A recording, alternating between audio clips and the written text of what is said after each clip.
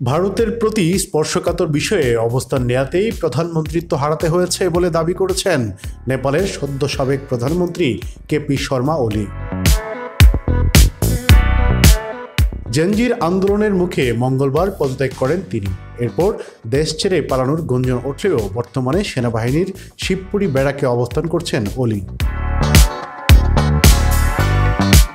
বুধবার নিজ দলের মহাসচিবের কাছে পাঠানো এক চিঠিতে তিনি লিখেছেন, লিপুলেখ অযোধ্যা এবং দেবতা রামকে ঘিরে তার বক্তব্যই তাকে ক্ষমতা থেকে সরিয়ে দিয়েছে।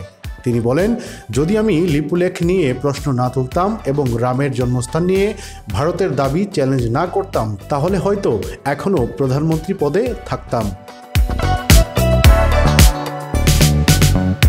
ভারতের সঙ্গে নেপালের লিপুলেখ ও কালাপানি অঞ্চল নিয়ে দীর্ঘদিনের সীমান্ত বিরোধ রয়েছে। নেপালের দাবি, লিম্পিয়াধুরা থেকে কালী নদীর উৎপত্তি হওয়ায় ওই অঞ্চল তাদের ভূখণ্ড।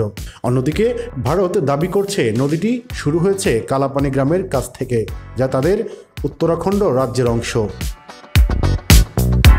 2020 সালে ওলি সরকারের সময় নেপাল লিপুলেখ, কালাপানি ও লিম্পিয়াধুরাকে নিজেদের মানচিত্রে অন্তর্ভুক্ত করে এবং ভারতের কার্যক্রম বন্ধের আহ্বান জানায়।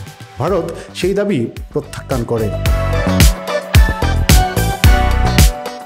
একই বছর ওলি দাবি করেন, হিন্দু দেবতা রাম নেপালের পূর্ব বীরগঞ্জ জন্ম নিয়েছিলেন, ভারতের অযোধ্যা নয়।